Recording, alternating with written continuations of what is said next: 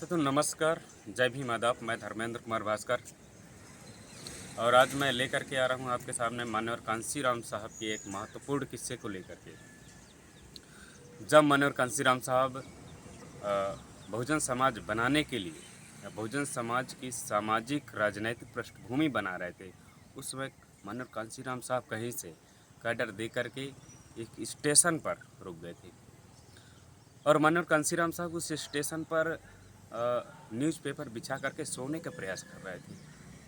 और जैसे वो लेट जाते थे, नींद लेते थे, तो अचानक उनकी नींद खुल जाती थी और वो व्यतीत हो जाते थे। लेकिन उसी स्टेशन पर एक कर्मचारी मान्यवर कांशीराम साहब की सारी प्रक्रिया को देख रहा था कि यह व्यक्ति न्यूज़पेपर बिछा करके स्टेशन पर लेटा तो है और लेट जाता है, झपकी लेता है, लेकिन अचानक से उठ खड़ा होता है, बैठ जाता है और चिंतन करने लगता है।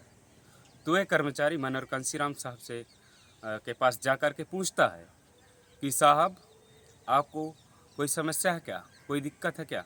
अगर कोई दिक्कत है तो आप हमें बताएं। तो मान्यवर कांशीराम साहब उससे कहते हैं कि देखो भाई, समस्या तो है, लेकिन इस समस्या का समाधान आपके पास नहीं है। तो फिर साहब से कहता है कि साहब, आप बताने का कष्ट करें, मैं अपनी क्षमता अनुसार ज़रूर आपकी इसमें सहायता करूंगा। मेरा घर नज़दीक है, अगर कुछ चीज़ की आपकी ज़रूरत तो मैं घर से ले कर के आपको दूंगा। तो कांशीराम साहब से जब जिक्र करता है तो कांशीराम साहब बताते हैं उसको कि देखो भाई, जैसे मैं लेट जाता हूँ और मैं जैसे नींद लेने की कोशिश करता हूँ, तो मेरे सामने बाबा साहब डॉक्टर अम्बेडकर संसद की ओर उंगली करके खड़े हो जाती हैं।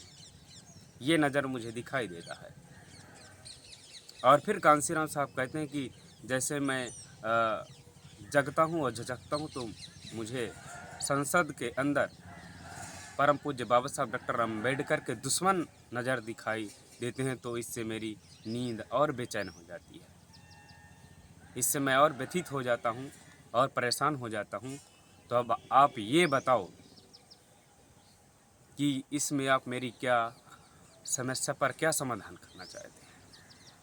आपके पास कौन सी ऐसी टेक्निक है कि आप मेरी समस्या पर समाधान करें?